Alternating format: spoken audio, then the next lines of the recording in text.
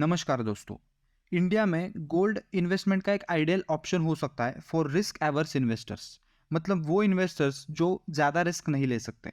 और गोल्ड में इन्वेस्टमेंट का एक सिग्निफिकेंट एडवांटेज ये है कि it has a little corrections as compare to other types of asset. So ये आपके वोलाटाइल पोर्टफोलियो के लिए बफर एक्ट हो सकता है।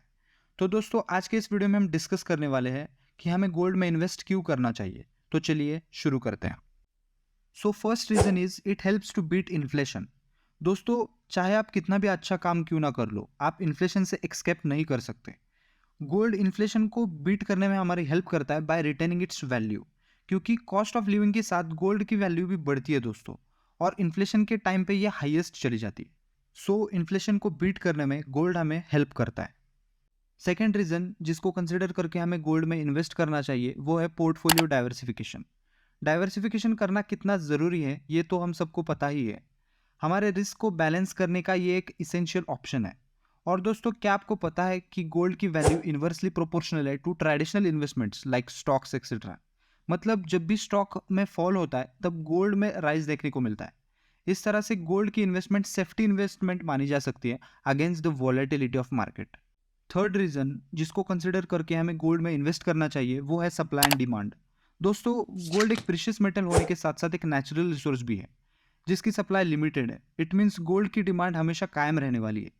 और जितनी भी डिमांड बढ़ेगी उतनी गोल्ड की प्राइस बढ़ने वाली है दोस्तों, जिसके चलते इंडिया में गोल्ड को हम एक एक्सीलेंट ऑप्शन मान सकते हैं। फोर्थ रीजन जिसको कंसिडर करके हमें गोल्ड में इन्वेस्ट करना चाहिए वो है लिक्विडिटी। अगर लिक्विडिटी की बात करें तो गोल्ड एक एक्सट्रीम लिक्विड इन्वेस्टमेंट ऑप्शन है जो इमरजेंसी के टाइम पे इजीली ट्रेड किया जाता है जब हमें कैश की ज़रूरत होती है तब। फिफ्थ रीजन जिसको कंसिडर करके हमें गोल्ड में इन्वेस्ट करना चाहिए वो है it helps balancing currency devaluation. दोस्तों फाइनेंशियल अनसर्टेनिटीज की वजह से करेंसी की वैल्यू लूज होती है और गोल्ड एक ऐसा एसेट है जो रिप्रोड्यूस नहीं किया जा सकता। सो गोल्ड प्रोटेक्ट करता है फ्रॉम करेंसी डिवैल्यूएशन।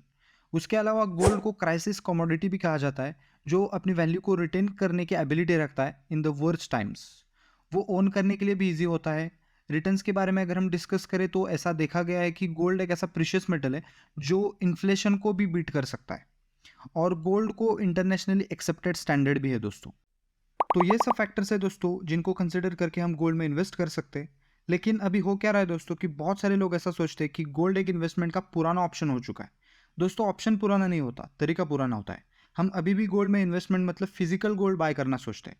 अगर हम ठीक से देखें तो गोल्ड में इन्वेस्टमेंट करने के बहुत सारे तरीके जो हम इस वीडियो के पार्ट 2 में देखने वाले, जिसके चलते हम गोल्ड में इन्वेस्ट कर सकते हैं। तो मिलते हैं दोस्तों इस वीडियो के पार्ट 2 में जहाँ पे हम डिस्कस करने वाले हैं गोल्ड में इन्वेस्ट करने के डिफरेंट ऑप्शंस। तो अगर आपको ये वीडियो अच्छी लगी है तो लाइक शेयर एंड सब्सक्राइब करें। मिलते हैं दोस्तों इसी वीडियो के पार्ट 2 में, तब तक के लिए बाय बाय।